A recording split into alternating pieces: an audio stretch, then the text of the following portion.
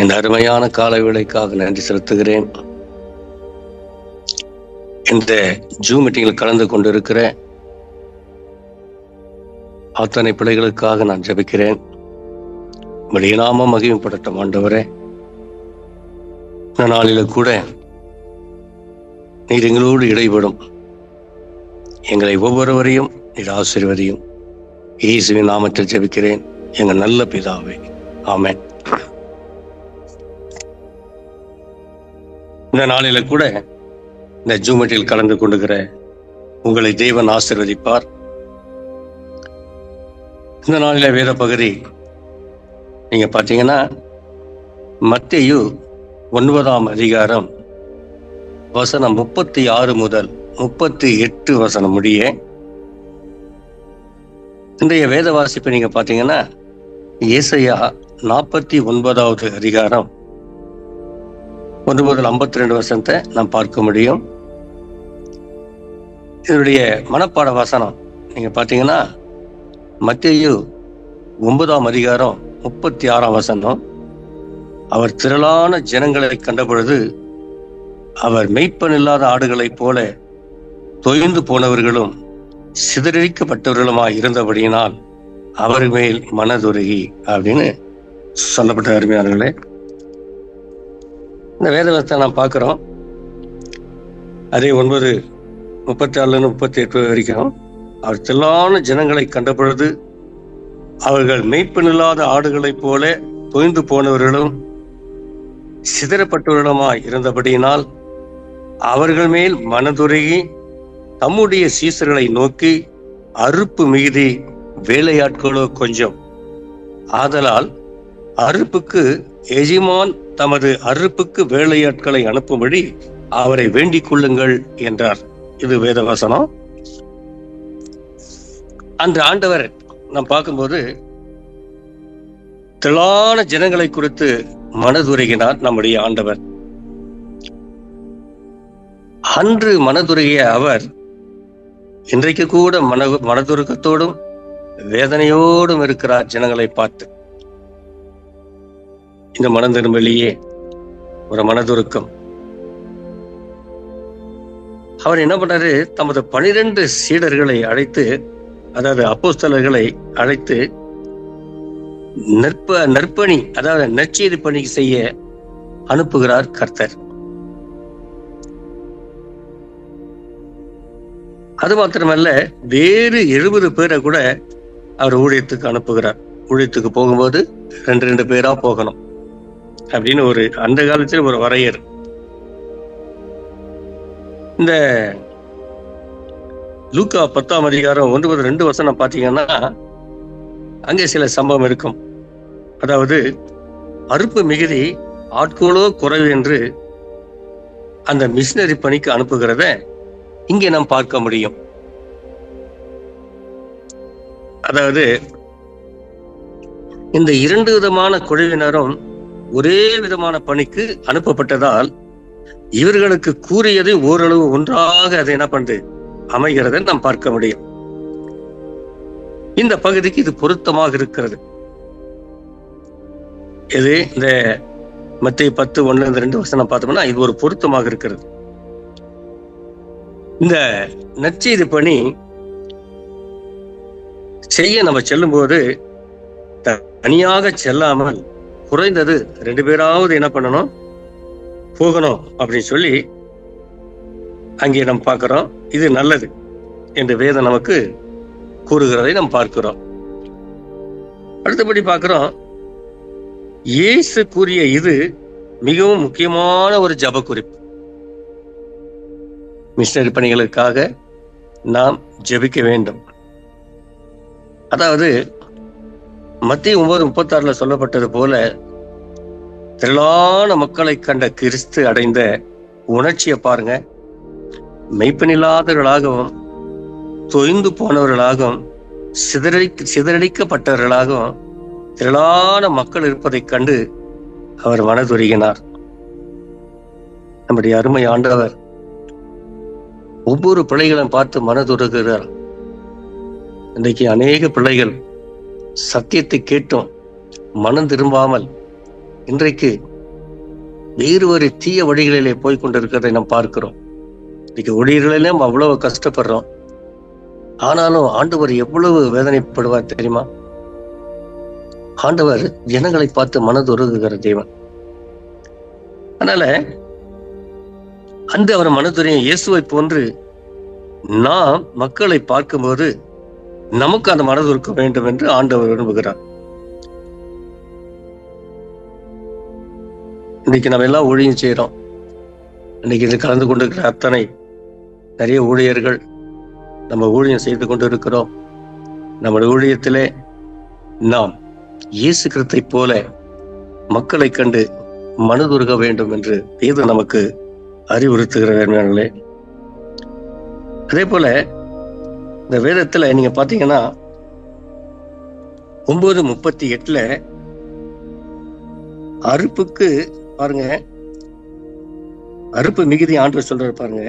ஆகையால் அறுப்புக்கு எஜமான் தமது அறுப்பு வேலையாட்களை அனுப்பும்படி அவரை வேண்டிக் கொள்ளுங்கள். வேதத்தில பல ஜெப குறிப்புகள் இருக்கிறது. அவற்றுள்ள கர்த்தர் இந்த குறிப்பு இந்த ஜெப குறிப்பு மிக மிக முக்கியமானதாகும் என்று சொல்லி வேதம் நமக்கு தெளிவு செய்கிறது. அதாவது மனதுருகி ஜெபிக்கும்படி நம்மை கேட்டுக்கொண்ட ஒரே ஒரு ஜெப குறிப்பு, அறுப்புக்கு எஜமான் தமது அறுப்புக்கு வேலையாட்களை அனுப்பும்படி அவரை வேண்டிக் கொள்ளுங்கள் என்பதே மிக மிக முக்கியமான ஜெப குறிப்பு. அனுதினமும் இந்த ஜெப குறிப்பு நமக்காக கொடுக்கப்பட்டிருக்கிறது. நாம இதை ஜெபிக்கணும். ஏதா அப்படிதான் நமக்கு வலியுறுத்துகிறது. அப்புறம் நீங்க பாத்தீங்கன்னா இந்த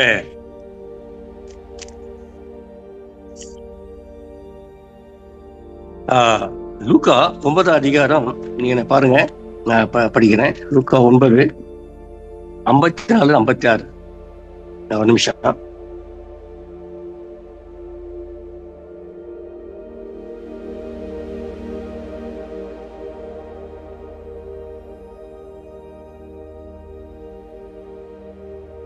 இதுல பாத்தீங்கன்னா அவருடைய சீசராகிய பாருங்க, இங்க பாருங்க, லூக்கா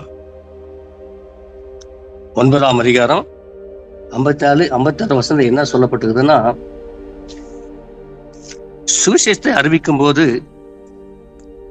நம்மை ஏற்று கொள்ளாதவர்களுக்கும் நமக்கு சில இடையூறுகள் செய்கிறாங்க. சுவிசேஷம் அறிவிக்காம இன்னைக்கு கூட நம்ம இந்தியாவில் பார்க்கும்போது அல்ல உலகத்தில் பார்க்கும்போது சுவிசேஷம் அறிவிக்கும் போது சில இடையூறுகள் நமக்கு வருகிறது, தடைகள் வருகிறது. இந்த சுவிசேஷத்தை அறிவிக்கும் போது நம்ம ஏற்று கொள்ளாதவர்களுக்கும் நமக்கு இடையூறு செய்கிறவர்களுக்கும் எதிராக செயல்படுறது நமக்கு ஏற்றதல்ல. சில தடைகள் வருது. நாம அவர்களுக்கு எதிர்த்து நிற்கக்கூடாது. அது நமக்கு ஏற்றதல்ல. அப்படின்னா நாம் என்ன செய்யணும் அப்படின்னு பார்த்தோம்னா, கர்த்தர் கூறியுள்ளார். என்ன சொல்லி பாருங்க, தமது காலில் படிந்த தூசியை தட்டி போடும்படி கர்த்தர் நமக்கு கூறுகிறார். நமக்கு எதிர்ப்பு தெரிப்பவர்களுக்கு நாம் என்ன பண்ணோம்? நன்மை செய்யணும். அதுதான் நம்முடைய கடமை. இன்னைக்கு ஊழிய பாதையில நிறைய எதிர்ப்புகள், ஊழியத்தை எடுத்து செல்ல முடியாதபடி எதிர்ப்புகள், எங்கு சென்றாலும் எதிர்ப்பு, எங்கு சென்றாலும் எதிர்ப்பு. இப்போ நம்ம ஊழியத்தை சொல்லும் போது சில பேர் நம்மள கேட்கிற கேள்வி, நாங்க எப்பாவது எங்க தெய்வங்களை உங்க ஊருக்குள்ள நாங்க பிரசங்கிக்கிறோமா? நீங்க மட்டும் ஏன் அந்த தெய்வத்தை பிரசங்கிக்கிறீங்க, வெளியே போங்கன்னு சொல்லி எத்தனை தடைகள். நீங்க ஏன் பிரசங்கிக்கிறீங்க? கர்த்தர் கொடுத்த நமக்கு கொடுத்த ஒரு கடமை, அது நம்ம பிரசங்கிக்கிறோம். அவங்க கேட்கிற கேள்வி, நீங்க எங்க தெய்வத்தை என்னைக்காவது நாங்க உங்க ஊருக்குள்ள பிரசங்கிக்கிறோமா? நீங்க ஏன் எங்க ஊருக்குள்ள பிரசங்கிக்கிறீங்க அப்படின்னு. இந்த மாதிரி தடைகள் நிறைய வரும். அந்த நேரத்துல எதிர்ப்பு வரும்போது நாம் அவர்களுக்கு நன்மை செய்தோமானால் அப்ப அவர்களே மனம் திரும்பின ஆண்டுக்குள்ள வந்துடுவாங்க. அருமையானவர்களே, கிறிஸ்தவத்தை பரப்புவதற்கு பலத்தையும் பலாத்காரத்தை நாம் பயன்படுத்தக்கூடாது. நம்முடைய பலத்தை நாம் பயன்படுத்தக்கூடாது. மற்றவர்களை அழிப்பதற்காக அல்ல, மீட்பதற்காக இயேசு இந்த உலகத்தில் வந்தார் என்று வேதம் நமக்கு தெளிவுபடுத்துகிறது இல்லையா? மற்றவர்களை போல நாம இல்லை. அவர் அழிப்பதற்கு அல்ல, இயேசு கிறிஸ்து இந்த உலகத்தில் வந்தார் மீட்பதற்கு. ஆண்டவர் நினைச்சா எப்படியோ ஒரே நிமிஷத்துல அதை செஞ்சிடலாம்.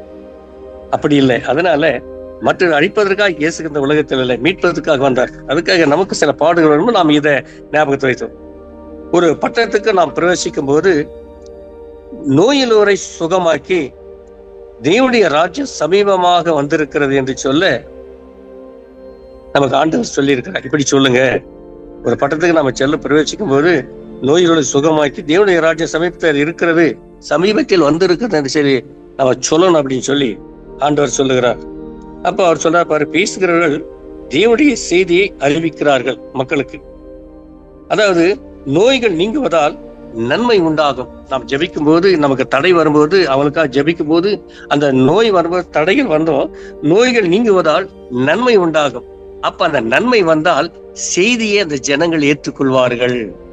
நாம் ஜெபிக்கும் போது ஒரு நோயாளிக்கு சுகம் கிடைச்சிட்டா எதிர்த்து வரவன் கூட என்ன பண்ணுவான், செய்தியை ஏற்றுக்கொள்ளுவான். அப்போ பேசுகிற ஊழியருக்கு ஒரு தைரியம் கொடுக்கிறது. ஒரு சுகம், ஒரு மனுஷனுக்கு சுகம் பெற்ற உடனே அந்த செய்தி ஏற்றுக்கொள்ள ஜனம் எல்லாம் ஓடிடுவாங்க.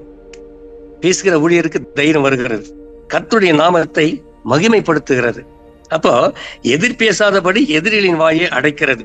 நாம் இந்த மாதிரிலாம் காரியங்கள் செய்யும் போது, நமக்கு எதிர்ப்பு வரும்போது நன்மை செய்யணும். அதாவது நோயாளிகளை குணப்படுத்தும் போது அவர்களே ஆட்டோமேட்டிக் என்ன பண்ணுவாங்க, நம்முடைய செய்தி கேட்க வருவாங்க. அப்போ எதிர் பேசாதபடி எதிரிகளின் வாயை கூட நம்ம அடைத்து போடுகிறோம். அப்போ இக்காலத்திலும் இவ்வாறு நடந்தால் நமக்கு ஒரு நலமாய் இருக்கும்.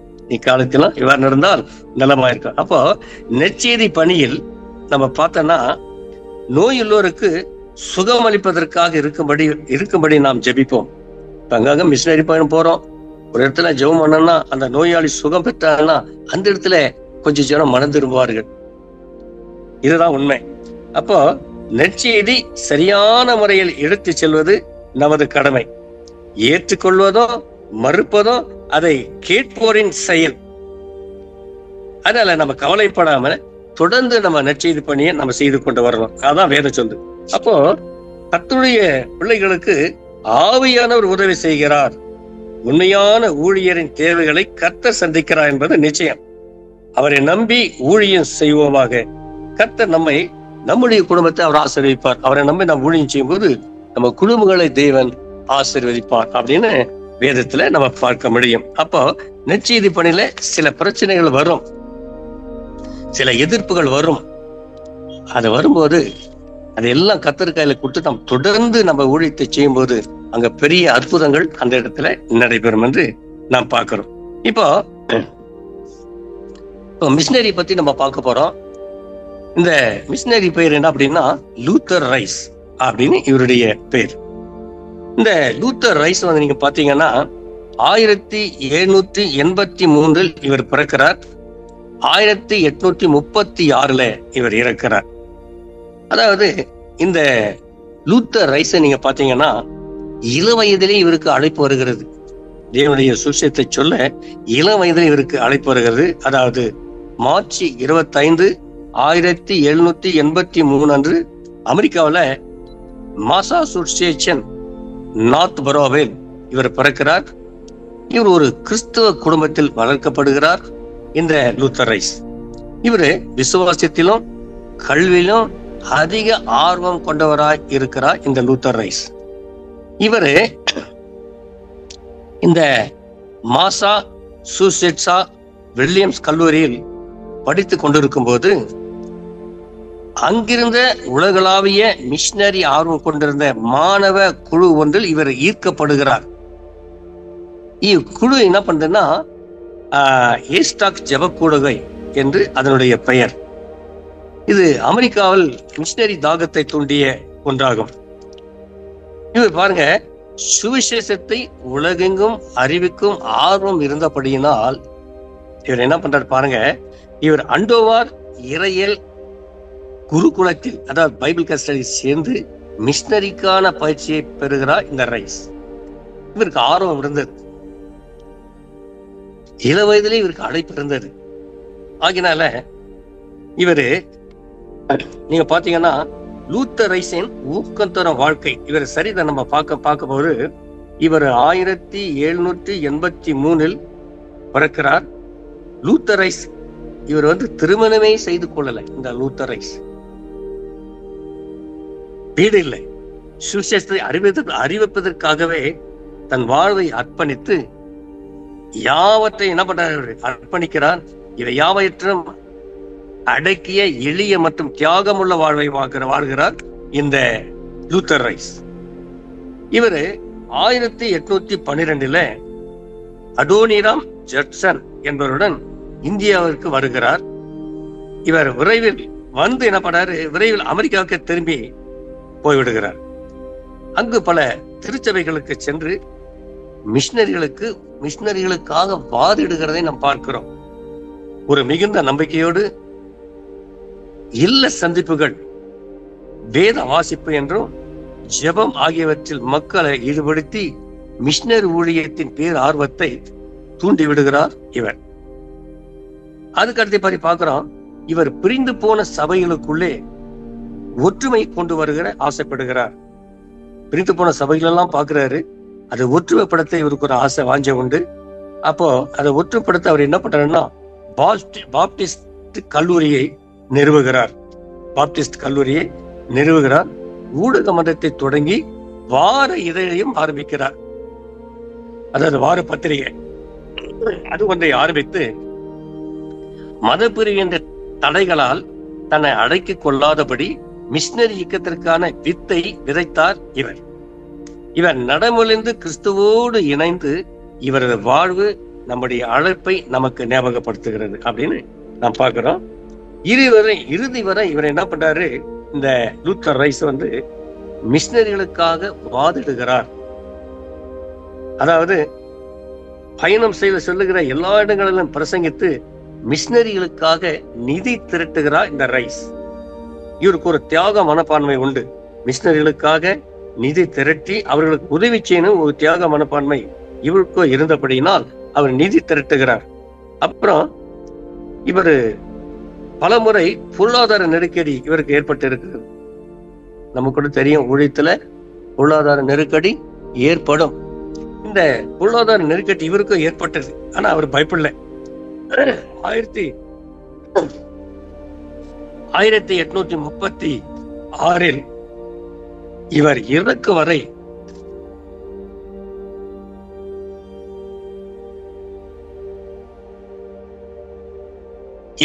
வரை பாருங்க, மிஷினரி ஊழியத்திற்காக ஒப்படைப்போடு இருந்தாராம் இந்த ரைஸ். இவரது வாழ்வோடு இழந்த வேத வசனம் நீங்க பாத்தீங்கன்னா ரோமர் 10 வசனங்களை நாம் பார்ப்போமானால் இந்த வசனத்துல அவரை விசுவாசியாதவர்கள் எப்படி அவரை தொழுது கொள்வார்கள்? அவரை குறித்து கேள்விப்படாதவர்கள் எப்படி விசுவாசிப்பார்கள்? பிரசங்கிக்கிறவன் இல்லாவிட்டால் எப்படி கேள்விப்படுவார்கள்? மிஷினரிகளை உருவாக்குவதற்கும் ஆதரிப்பதற்கும் அயராத உழைத்தார் இந்த லூத்தர் ரைஸ். இவருடைய வாழ்க்கை பாடம் ஒரு பெரிய கட்டளைக்கு அர்ப்பணிக்கிறது அருமையானவர்களே. அதாவது இவர் ஊழியன் என்ன, ஒன்று போகணும், அல்லது கொடுக்கணும், அல்லது ஜெபிக்கணும். மிஷினரி பணிக்கு நீங்க போகணும், உங்களார முடியல மிஷினரி அனுப்பணும், அல்லது மிஷினரிக்கு கொடுத்து உதவணும், அல்லது ஜெபிக்கணும். மிஷினரி ஊழியத்துல தீவிரமா பங்கேற்க வேண்டும் என்று ரைஸின் வாழ்வு நமக்கு ஒரு நினைப்பூட்டுகிறதா இருக்கிறத நம்ம பார்க்கிறோம். அருமையான இந்த இடத்துல நம்ம நிறைய காரியங்களை பார்க்கிறோம். இவரு தன்னுடைய வாழ்க்கையை தேவனுக்காக அர்ப்பணித்தார். இவர் செய்த ஒரு 5 காரியங்கள் இவர் பேக்ரவுண்ட பார்க்கலாம். இவருக்குள் மிஷினரி தாகம் இருந்தது. சுசேஷ பணிக்காக தன் வாழ்வை அர்ப்பணிக்கிறார்.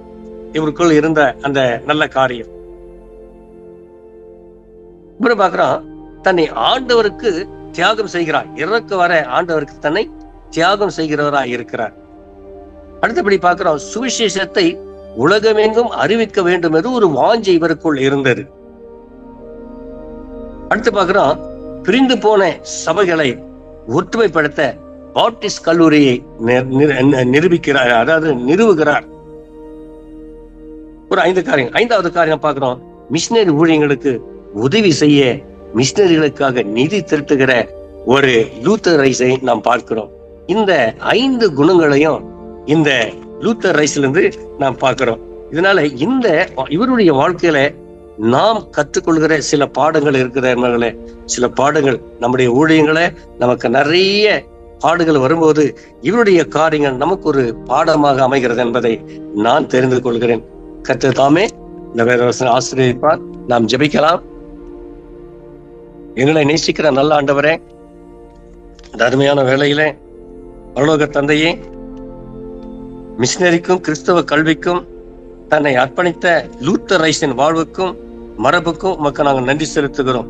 சுவிசேஷத்தை அறிவிக்கும் மற்றும் உலகமெங்கும் செல்லும் மிஷினரிகளை ஆதரிக்கும் உள்ளத்தை எங்களுக்கு தாரும் ஆண்டவரே. சவால்களை சந்திக்கவும் ஆண்டவரே வேதம் கூறும் உண்மைகளிலே நிலைத்து நிற்க உதவி செய்யும் ஆண்டவரே.